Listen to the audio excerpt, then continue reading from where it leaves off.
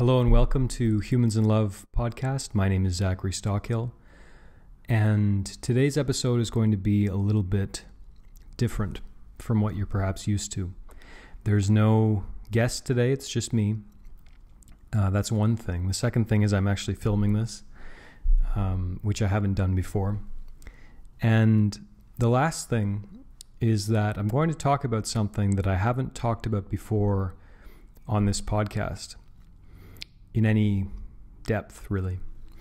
It's an aspect of my life, my daily life, and it's an aspect of my past that I have not really delved into at all on this podcast, and I think now is probably the perfect moment. I anticipate that many of you are going to be listening to me for the first time.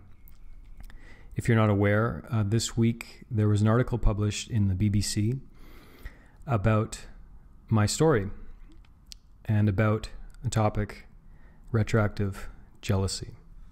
Now, many of you will know what that is, many of you won't. In a nutshell, the topic refers to, or the phrase, retroactive jealousy, the term, refers to being bothered by a partner's past relationships. And generally, when we talk about retroactive jealousy, we're talking about not just being bothered by your partner's past, but having it kind of obsessing you and being really stuck in that mode of thinking about it all the time, having all this incessant curiosity, having a great deal of mental movies that keep you up at night. It can be a living nightmare. It can be really, really very difficult to overcome, very difficult to get a handle on, and very difficult to make sense of. It's also a topic that has not gotten much exposure at all in the popular press, and even online. There isn't a ton of information about this. I have the domain retroactivejealousy.com because it was available, and that was back in 2013, not that long ago. Even today, there isn't a ton of information out there about this topic. I'm kind of one voice alone in the wilderness in many ways. Now, there are some internet marketers trying to capitalize on this. Nameless, faceless, I'll call them internet marketers, some of whom have co-opted the names of my products to sell their own products. There's been some shady stuff happening, which I won't go into now, but suffice to say, there aren't many people willing to use their real name, put their face out there, and talk honestly about this issue. And to a certain extent, I understand why. There's a few reasons why, I think. For one, in 2018, when you're talking about sex and dating and things of this nature, gender, our relationships to each other as men and women, if you're talking about sex and anything related to sex, basically, you're stepping into a potential minefield. I mean, there's tons of people online willing to misinterpret what you say, eager to put words in your mouth, eager to be offended at things you say. It can be very, very tricky to talk about anything related to these topics. And frankly, if you've struggled with retroactive jealousy, it's very embarrassing, okay? I'm recording this podcast today. I'm looking at myself being filmed, and there's still a part of me that's a little embarrassed about the way I used to act, about the fact that I felt like I didn't have control over my emotions, over my thoughts, over my actions for a period of time. And I still remember back when I was struggling with this issue, how few people could really relate to me and who attempted empathy even. The most common advice I received throughout the time that I was struggling with retroactive jealousy was just get over it. The past is the past, move on. Anyone listening to this or watching this knows that that is far easier said than done when you're struggling with retroactive jealousy. Now, there is a ton to say about this topic. There is so much to get into. I mean, in my online course, Get Over Your Partner's Past Fast, it's over 10 hours long, and it's that long for a reason. This is actually a surprisingly complicated issue. And it's one that encompasses a lot. When we have to work to overcome this issue, we have to get into some of our underlying beliefs about relationships, about who we are as individuals, about our potential and willingness to grow. We have to decide once and for all how we're going to live our lives in many ways. This might sound dramatic, but it's true. We have to make some big effort, and there's some real perspectives that need to be shifted there. So it's actually a surprisingly complicated issue. In today's video, I want to talk a little bit more about my story and my experience of retroactive jealousy. I want to offer some words of encouragement and guidance to people who are struggling with this issue right now. I'd like to talk a little bit about what I've learned since I came out as being one who struggled with this issue. And I want to hopefully give an overview for people, particularly retroactive jealousy sufferers. I want to kind of share what this issue can do for you, and what overcoming this issue can do for you, and ways that you can move forward in your life, in your relationship. Firstly, I'll share a little more about my experience of retroactive jealousy. If you haven't read the article, I will post a link in the description, or if you're listening to this podcast, in the show notes. The BBC article, which covers my story in a fair amount of depth and detail. But the short version is this. When I was a younger man, late teens and early 20s, I met a very beautiful, very intelligent, very special woman. I fell in love, and fairly early on in our relationship, we had a talk about our past relationships. And there was no detail, there was absolutely nothing that was out of the ordinary that my partner shared. There was no smoking gun, there was no big drama, there was nothing titillating. There was nothing at all. And in fact, my past was more colorful in some ways. If someone was going to be jealous, they'd have more to be jealous of when they thought of my past. But shortly after that conversation, my lover's past was the first thing I thought about when I woke up in the morning, and the last thing I thought about when I went to bed at night. To a certain extent, it became all-consuming. It was all I could think about for a long time. We're talking months. Now, there were periods when I would find some peace of mind, or she would have a particularly reassuring conversation with me. But for the most part, this was the cross I was forced to carry for a long time. It was like your mind gets stuck in this cycle where you have all this ridiculous curiosity about your partner's past. You start obsessing over these little details. And sometimes you talk yourself into this feeling that if I just ask my partner one more question about their past, if I just get clarity on one more item related to their past, I'll feel okay. And this will put this issue to bed. All will be well. I'll be able to move on. You tell yourself all kinds of stories like this, and sometimes you actually act on those curious impulses. You will ask your partner about something related to their past. They will usually share that detail with the thing you want to know. They'll give you an answer, and you'll feel better sometimes for a day or a week or a month or maybe even a year, something like that. But then all of the old thoughts, questions, obsessions return eventually. The way out of retroactive jealousy, I want to emphasize this so much, is not through asking your partner questions about their past. It's not through being an online detective and digging into the details of their past and stalking them on Facebook and stalking their former lovers on Facebook or anything like that. I really want to highlight this point. The problem of retroactive jealousy belongs to the sufferer, and the solution can only be achieved, can only be discovered by the sufferer. Your partner cannot solve this problem for you. How do I know that? Because I tried.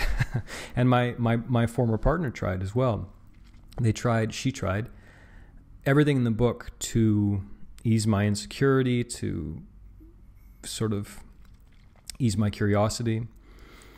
She tried everything and nothing helped. ultimately, nothing changed for me with this problem. And I wasted a lot of time and a lot of stupid fights and dumb arguments and a lot of really embarrassing, shameful behavior. You know, I could be incredibly judgmental, and the hypocrisy is something that, I mean, breathtaking hypocrisy, truly, considering that I was no saint when my partner and I met each other and had our relationship. And it was truly embarrassing. I'll spare you more details, but it was not, it's a chapter of my life I'm not proud of. What I am proud of is finally, after too much time, deciding to own this problem, deciding to take charge, deciding to say, I need to find a way out and through this, and no one is going to do that for me except me. I need to find the solution.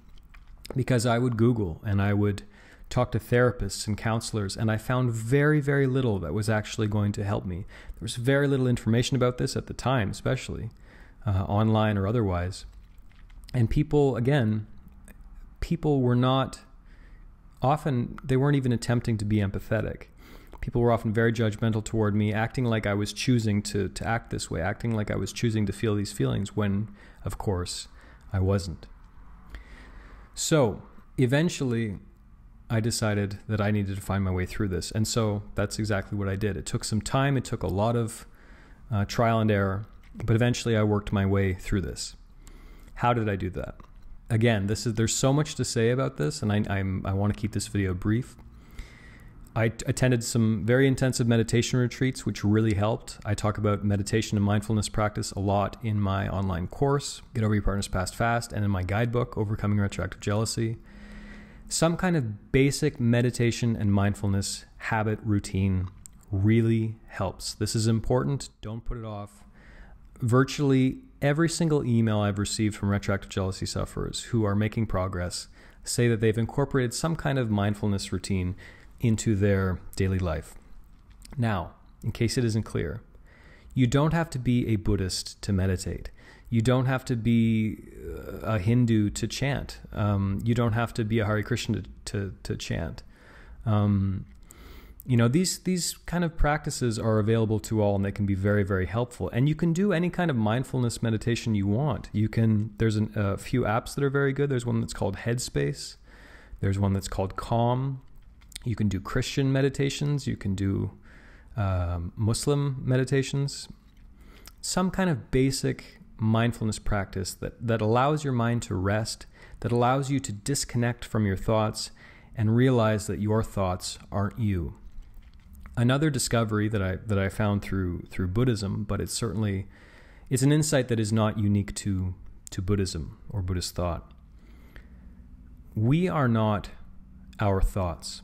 So, to use the example of retroactive jealousy, I would have a thought about my partner's past, and I would react as if that thought was inescapable, and that thought was just inherently part of who I was.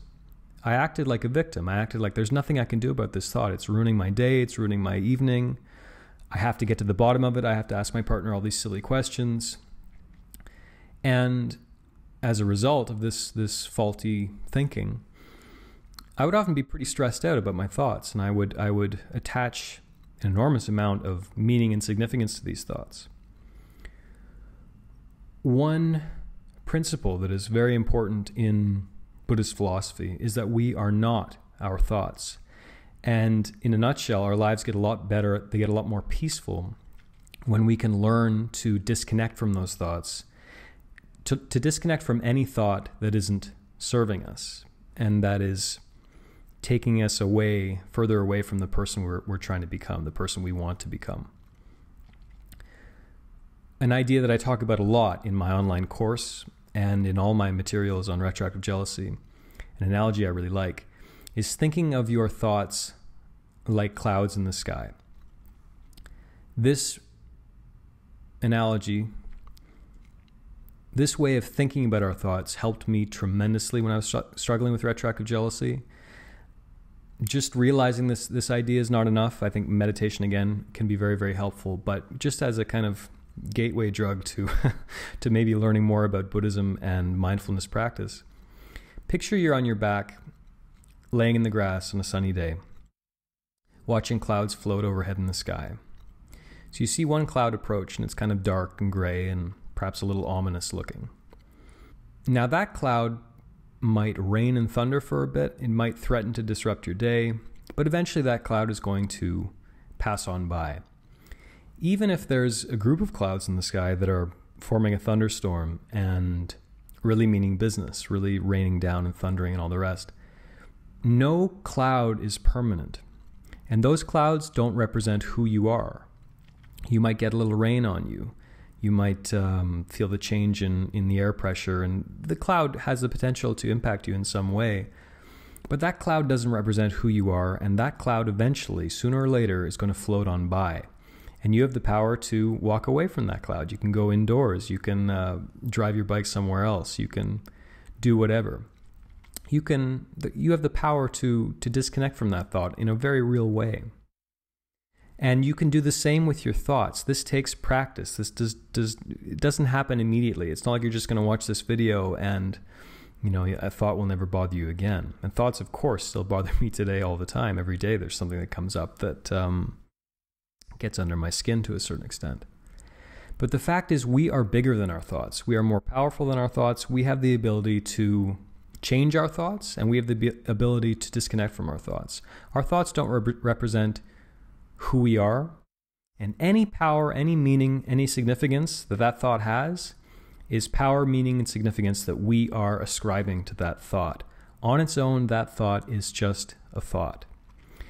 This was another realization, revelation, whatever you want to call it, that was absolutely critical for me as I worked to recover from retroactive jealousy. Another thing I did that immediately helped, and I still slipped up every now and then, but this is another absolutely non-negotiable as far as I'm concerned. Anyone familiar with my mini course or anything like that, or any of my materials, knows that I talk about this a lot.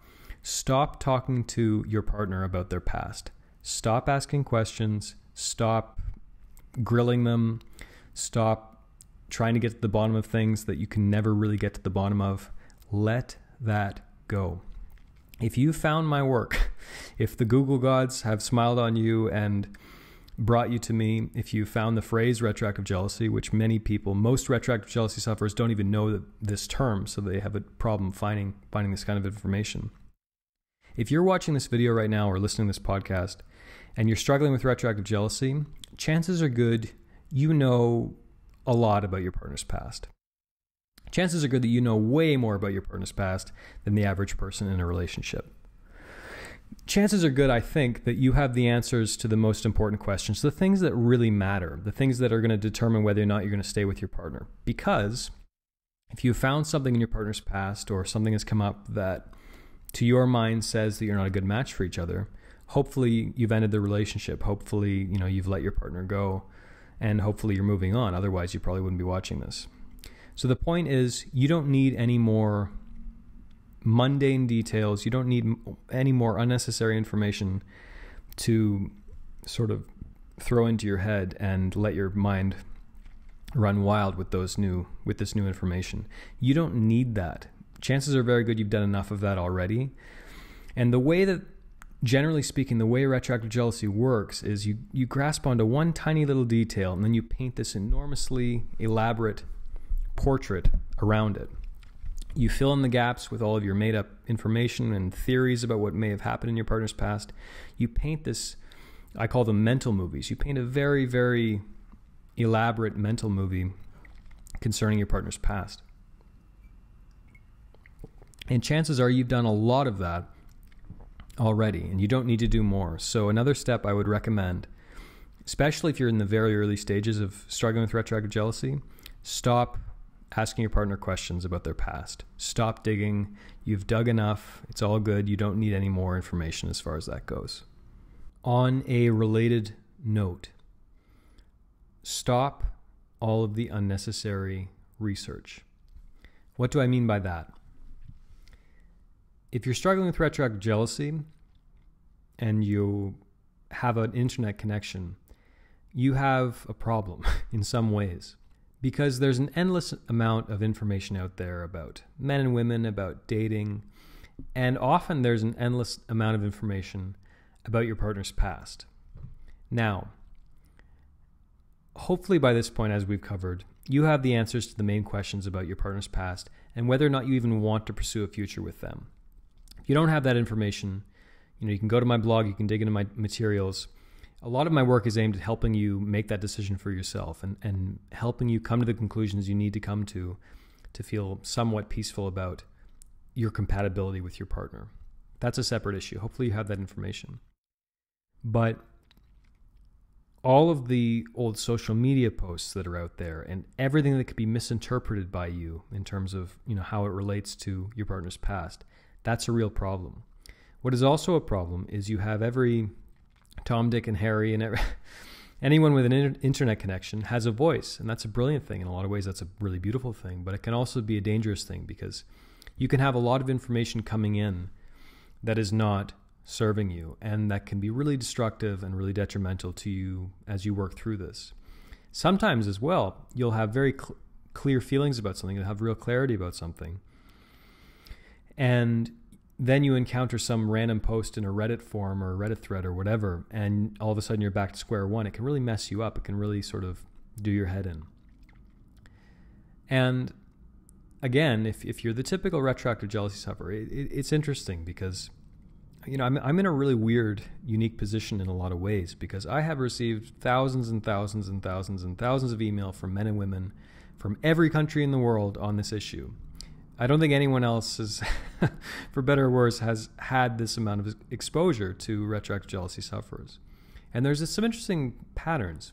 It seems to me that the average retroactive jealousy sufferer is, by nature, a very curious person, and thus, it usually follows a very intelligent person. And curious, intelligent people like to research. They like to get their hands dirty. They like to consider things from every possible angle. They like to really dig in and get the whole picture about something, and that can be a crazy, benefit to your life. That can be a real asset, but it can also be a problem when it comes to something like retroactive jealousy. So, another piece of advice, something else that helped me, was really limiting the amount of new information coming in and stop researching everything. Stop, lingering in that destructive, really toxic Reddit thread at 3 a.m. on a Sunday night or whatever, Stop scrolling through your partner's old social media posts and trying to decipher what does this mean and who is this person and, why did this guy like her picture? all of these crazy things that we do. Just really try to limit that. And an idea that goes hand in hand with that is limiting your screen time in general. I don't know about you, but I find my life is a lot better the less time I spend in front of screens and the more time I spend in front of real humans or doing things that are actually productive that I enjoy, like exercise or reading or playing guitar or whatever. So another piece of advice that I would offer is really stop trying to be the online detective and be careful about the information that's coming in. There's so much to say about this issue, but so some of my male readers, some of the men who write to me, tell me about some of the things they find in certain internet forums written by, in my view, guys who really don't like women, guys who are angry at women, guys who cherry pick statistics from scientific studies, guys who are looking for a reason to justify what I view as really irrational, destructive jealousy. And they encounter these bloggers, these threads, these forums, and it can really set them back because their head starts getting filled with all kinds of information about men and women and relationships that is not really helping them work their way through this issue. In fact, it's probably setting them back. And more generally, it's leaving them with a pretty negative impression of women. And again, on this issue, as long as I'm talking about this, a lot of people misinterpret me and they think that what I'm saying is every single case of retroactive jealousy is irrational and, the past doesn't matter at all and there's no such thing as red flags and all the rest. I don't say that and I don't think that for a minute. I realize that sometimes the past is very relevant and that sometimes it's absolutely the best choice to move on from a partner whose past genuinely conflicts with your values and represents a huge waving red flag moving forward. I don't judge people who make that decision as long as they're, kind and considerate to their partner as they do so, as long as they don't destroy their partner in the process of leaving them or something like that. But by all means, if you really feel like your partner's past is incompatible with you and your values, not only can you move on, you should move on, and you should let that person find someone better suited to them, and you should find someone better suited to you. There's nothing wrong with that. But if you're obsessed with your partner's past, if it's something you're thinking about all the time and it's just gnawing at you, but you don't want to leave the relationship, well, you have a problem that you need to solve somehow. And I feel like I found a pretty good way to solve that problem with, the things I talk about in my blog and book and online course. And a lot of people have found that very helpful, but, whatever works. The point is, you need to find a way to get your head to a place where you can think relatively clearly about this issue. That's the point. Because whatever decision you make going forward, if you're struggling with any ambivalence when you think about your partner's past and their suitability for a long-term relationship, if you're struggling with that at all, you need to get your mind to a place where you can think clearly about it. And when you're in the thick of retroactive jealousy, when it's something you're thinking about a lot and you feel like you're almost obsessed with it, that's not the time, I think, to make that kind of decision. So this is another reason why I encourage retroactive jealousy sufferers to be careful about the information coming in. This is not to say, I can see the YouTube comments already. This is not to say that I am the only one who has anything of value to say on this issue and you just have to listen to me. That's not what I'm saying at all. But I've been there. I've been on those dodgy internet forums at 4 a.m. reading some really toxic stuff that really confused me. Just be careful about the information coming in. That's my advice. Another point that I will say, and this is the most important point, and this is when things really shifted for me when I was struggling with retroactive jealousy. The most important thing I can tell you, I think, is don't be a victim.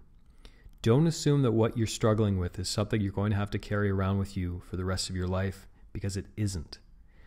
Don't tell yourself that this is just something you're going to have to live with and you're always going to be this irrationally jealous person.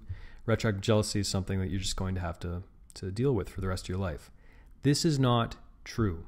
Don't believe people who tell you it is. I'm living proof that overcoming retroactive jealousy is possible, but you don't have to just take my word for it. If you go to my website, for example, you can see dozens of testimonials from people. You can see video testimonials from people, retroactive jealousy sufferers, most of whom were at the extreme end of things. We're talking obsessed by their partner's past. People who have regained control and have worked their way through this issue. Okay, it's not just me by any means. You can overcome this issue. This is not something you have to live with. And anytime you feel hopeless, or anytime you start going down that path where you feel like a victim, or you're telling yourself, "Oh boy, it's terrible that I have to deal with this, and woe is me and all that." Just stop yourself, because that kind of victim mentality, that kind of victim thinking will set you back and will keep you from overcoming this. Be very, very careful whenever you start going down that mental route, whenever you start having those thoughts. Check yourself. Remember, just think of my voice, or think of my face here on your computer screen, or whatever is inspiring for you. Remember that overcoming this issue is absolutely possible, but it takes work. It takes work, and people often ask me, how long does it take to overcome retroactive jealousy? The answer is it almost entirely depends on the amount of work you're willing to put in.